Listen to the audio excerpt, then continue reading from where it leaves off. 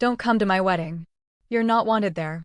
Those 13 words appeared on my phone screen at 9:47 p.m. on a Tuesday night in October. I stared at the message from my son Atticus until the letters blurred together. 24 years of raising him, and this is how he cuts me out of the most important day of his life. But what happened next? What I sent his bride-to-be, Thessaly, 3 days before their wedding changed everything. And I mean everything. This story isn't about revenge. It's about the truth. It's about what happens when a mother's love meets a son's betrayal. And sometimes, the truth hurts more than any lie ever could. My name is Lavinia Prescott, and I raised my son Atticus as a single mother in Portland, Oregon. His father, Braxton, walked out when Atticus was 3 years old. Said he wasn't ready for the responsibility. I worked 2 jobs to put food on our table. I missed sleep, missed dates, missed opportunities, all to make sure my boy had everything he needed. We weren't rich, but we were close. At least, I thought we were. Atticus grew up to be smart, ambitious, and unfortunately, entitled.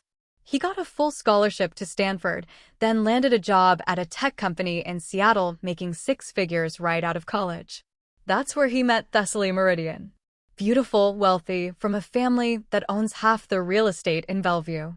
The kind of family that looks at people like me and sees dollar signs and social climbing.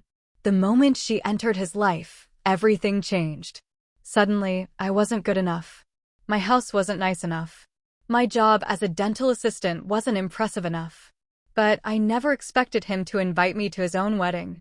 Before I tell you what I did next, I need you to do something for me. Hit that subscribe button right now. This story gets darker, and I'm going to need your support when people start calling me names in the comments. Also, smash that like button if you think a mother deserves better than being thrown away like yesterday's garbage. And comment below, tell me if you think I was wrong for what I did. I can handle the truth. Because what I'm about to tell you is going to make some people very angry. But it's my truth, and after 24 years of putting my son first, I finally put myself first. Trust me, you don't want to miss what happens next. The text message didn't come out of nowhere. 3 weeks earlier, I got a call from Atticus. "Mom, we need to talk," he said, his voice cold in a way I'd never heard before. "What's wrong, honey?" "Thessaly and I have been talking. We think it might be better if you didn't come to the wedding." The words hit me like a truck. "What do you mean?" "Look, her family is important. They have connections. This wedding is going to be covered by society magazines. We just think your presence might send the wrong message." "The wrong message?" "You know what I mean. You're not exactly polished. Her parents already think I come from nothing. Having you there would just confirm it." I sat down hard on my kitchen chair. "Atticus, I'm your mother. And I love you for everything you did. But this is my future we're talking about. Thessaly's father might offer me a position at his company. We can't mess this up. So I'm an embarrassment now? Don't be dramatic, Mom. It's just one day." But it wasn't just one day. It was the day I realized I had raised a stranger. After that phone call, I couldn't sleep. I kept thinking about the boy I raised. The kid who used to make me Mother's Day cards from construction paper. The teenager who promised he'd take care of me when I got old. Where did that boy go? I started looking into Thessaly's family. Call it mother's intuition, but something felt wrong. Rich families don't usually worry about one middle-class woman ruining their image unless they're hiding something. I spent hours online, digging through social media, local news articles, business records. The Meridian family looked perfect on the surface. Too perfect. That's when I found the first crack. Thessaly's older brother, Orion, had been arrested for drunk driving 2 years ago. The charges mysteriously disappeared. Her father, Lucian Meridian, had been investigated for tax evasion in 2019. That case also went away quietly. But the biggest discovery came when I found an article from 5 years ago. Small piece in the back of the Seattle Times business section. Meridian Development under investigation for discriminatory hiring practices. The article mentioned a lawsuit filed by former employees claiming the company had a policy of not hiring Black, Hispanic, or Asian workers for customer-facing positions. The case was settled out of court for an undisclosed amount. Suddenly, I understood why they didn't want me at the wedding. It wasn't about my job or my house. It was about my skin color. Here's what Atticus never told his precious Thessaly. His grandmother on his father's side was black. My ex-husband Braxton was mixed race, but he was light enough to pass for white when it suited him. Atticus inherited his father's features. Light skin, green eyes, straight hair. He could pass too, and apparently, he had been. I found out through Thessaly's social media. She posted about their relationship constantly, and in every single post about meeting his family, she only mentioned me. Never his father, never his grandparents. She had no idea that her perfect white boyfriend had black ancestry. And neither did her racist family. This is when the plans started forming in my mind. If they wanted to exclude me because I wasn't good enough for their family image, maybe they deserved to know the whole truth about what they were marrying. But I wasn't going to be cruel about it. I was going to be smart. Every bride registers for wedding gifts. Thessaly registered at 3 high-end stores. Crystal, china, silver, everything cost more than I made in a month. But I noticed something interesting on her registry. She had requested specific patterns, specific styles. Everything had to match perfectly. This was a woman who cared deeply about appearances and having everything just right. I started thinking about what kind of gift would really mean something to her. Something that would show her who she was really marrying. That's when I remembered the box in my closet. After Braxton left, I kept some of his family photos. Not for me, I was done with him. But I thought someday Atticus might want to know about his father's side of the family. Pictures of his great-grandmother, a beautiful black woman who worked as a maid in Alabama in the 1940s. Photos of his grandfather, who served in World War II despite the discrimination he faced.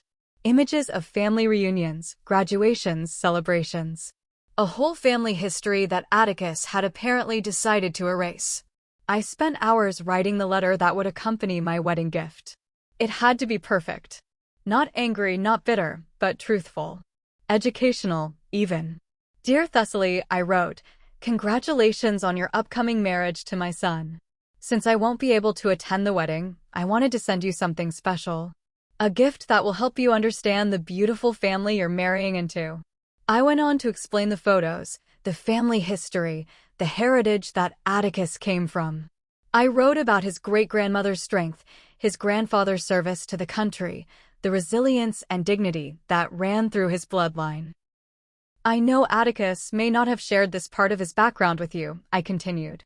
But I thought it was important for you to know the full truth about the man you're pledging your life to.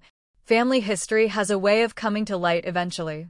I ended with, I hope these photos help you appreciate the rich legacy you're both inheriting. Wishing you both truth and happiness in your marriage. The letter was kind, respectful, and absolutely devastating. I hand-delivered the package to Thessaly's parents' house 3 days before the wedding. A beautiful wooden box containing dozens of family photos, genealogy records, and my carefully crafted letter. I made sure to arrive when I knew she'd be there for wedding preparations. I rang the doorbell and handed the package to Thessaly herself. This is from Atticus's mother, I said with a smile. A special wedding gift. She looked confused but grateful. Oh, thank you. Atticus mentioned you weren't feeling well enough to attend.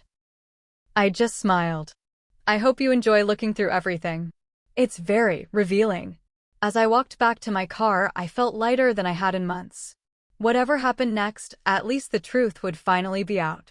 For 2 days, nothing happened. No calls, no texts, no angry voicemails.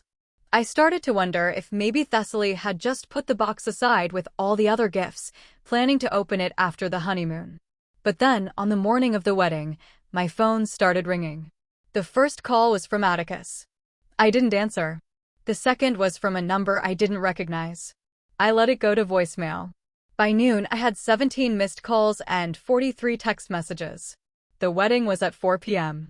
I turned off my phone and went for a long walk in the park.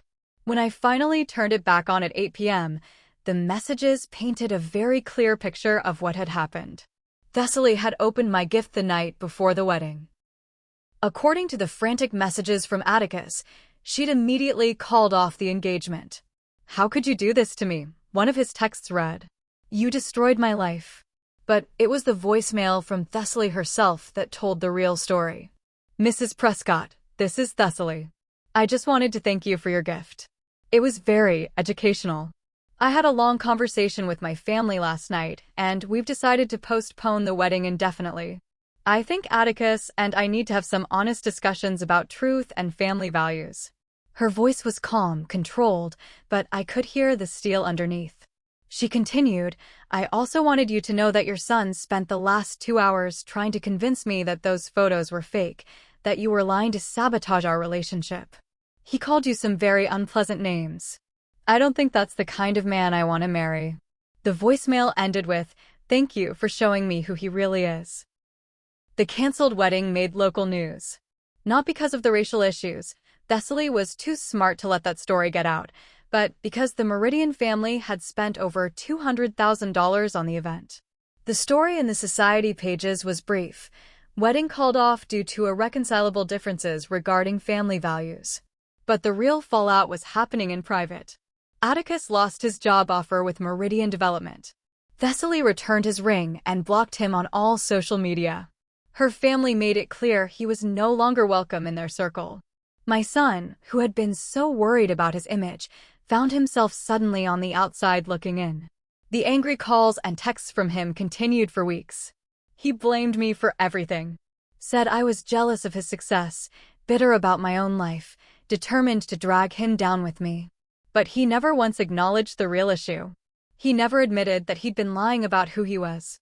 He never apologized for being ashamed of his own heritage. And he never apologized for trying to erase me from his life. 6 months after the canceled wedding, I got a knock on my door. I opened it to find Thessaly standing on my front porch, holding a coffee tray and looking nervous. I hope you don't mind me stopping by, she said. I was hoping we could talk. I invited her in, curious about what she wanted to say. First, I owe you an apology, she began. Not for calling off the wedding. That was the right decision. But for the way my family treated you. The things they said about you after they found out you weren't invited to the wedding, it was inexcusable. She took a sip of her coffee. My parents are not good people, Mrs. Prescott. I think I always knew that, but I was raised in their world. I thought their prejudices were normal. What changed your mind? I asked. Your letter. The way you wrote about Atticus' heritage with such pride and love. It made me realize that I'd been looking at family all wrong. It's not about how much money you have or what people think of you. It's about the values you pass down. What Thessaly told me next shocked me more than anything that had happened so far. I need you to know something, she said. I didn't call off the wedding because of the photos. I stared at her, confused. I called it off because of how Atticus reacted when I showed them to him. He was so angry, so ashamed. He started talking about his crazy mother and her lies and desperate attempts for attention. He said you'd probably photoshopped the pictures. She shook her head. But what really got to me was when he said, even if it's true, it doesn't matter. Nobody has to know. He was willing to erase his entire family history to fit into my family's world. And that bothered you? It terrified me. If he could lie about something that fundamental, what else would he lie about? If he was ashamed of where he came from, would he eventually be ashamed of our children if they didn't look perfect enough? She was quiet for a moment. My family is racist, Mrs. Prescott.